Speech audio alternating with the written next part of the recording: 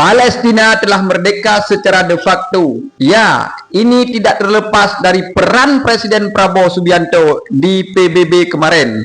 Teman-teman, 10 Oktober semalam kita melihat warga Gaza kembali ke rumahnya yang sudah luluh lantak dihantam bom-bom dari Israel. Teman-teman, kali ini kita akan membahas kenapa Prabowo begitu peduli kepada Palestina dan kenapa genjatan senjata ini atau merdeka Palestina ini bisa terjadi.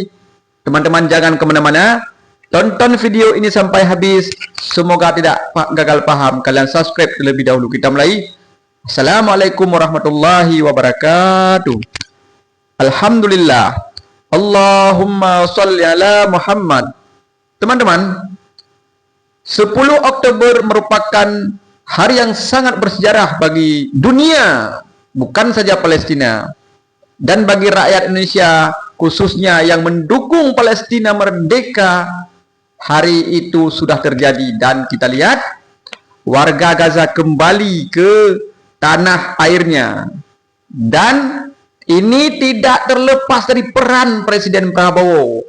Kenapa Presiden Prabowo sangat peduli kepada Palestina, dan apa bukti Presiden Prabowo peduli kepada Palestina? Ingat teman-teman, sebelum beliau ke PBB menggebrak-gebrak meja, ya kan, yang membuat pemimpin-pemimpin dunia terkesima melihat apa yang dilakukan oleh seorang presiden ini, ya kan, presiden gemoy.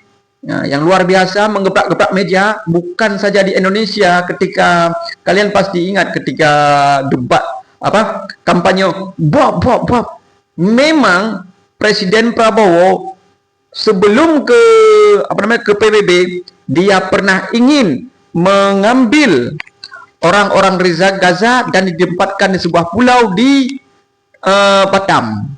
Kalian pasti ingat kan? Nah, ini membuktikan beliau sangat peduli kepada Palestina. Kenapa dia begitu peduli kepada Palestina? Karena dia tahu sejarah. Dia tahu sejarah.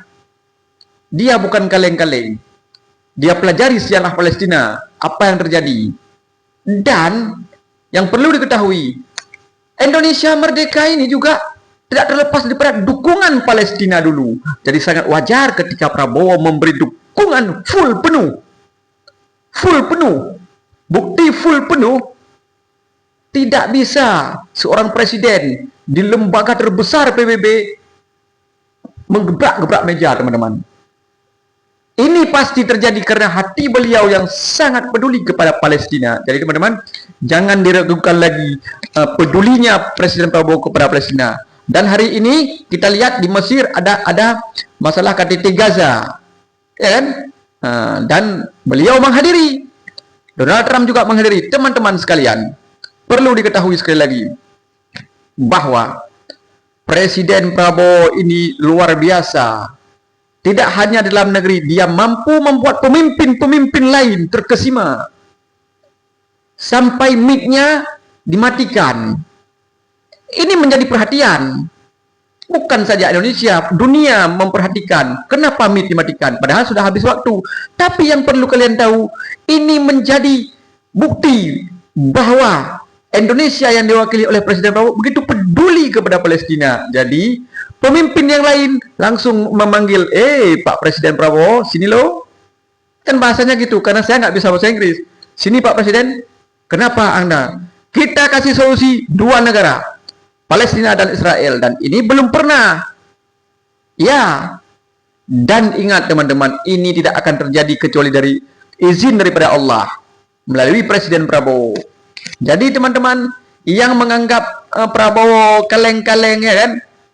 No. Prabowo bukan kaleng-kaleng. Dunia mengakui. Kalian tahu siapa Presiden Amerika? Donald Trump. Bagaimana keras hatinya. Jadi dia luluh dengan kata-kata Prabowo. Langsung membentuk. Iya, oke, kita damai. Saya kirim pasukan. Ya, makanya dalam hal ini teman-teman, yang perlu adalah niat dari hati. Ketulusan dari hati. Ya, apapun perjuangan kalian, hati kalian harus bersih. Sehingga kita akan terlihat, terpancar dari wajah kita. Ya, dari wajah Presiden Prabowo ketika berpidato di PBB terpancar. Wow, begitu bersemangat. Ya, bersemangat dan berpengetahuan.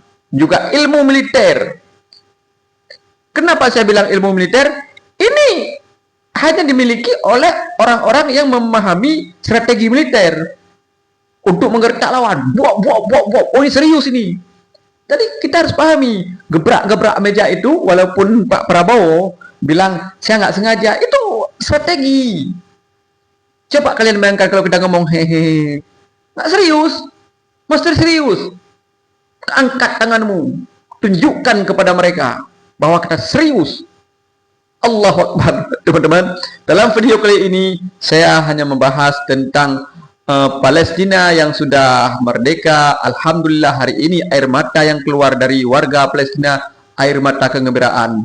Air mata yang keluar dari bangsa-bangsa di luar Palestina, air mata kebahagiaan.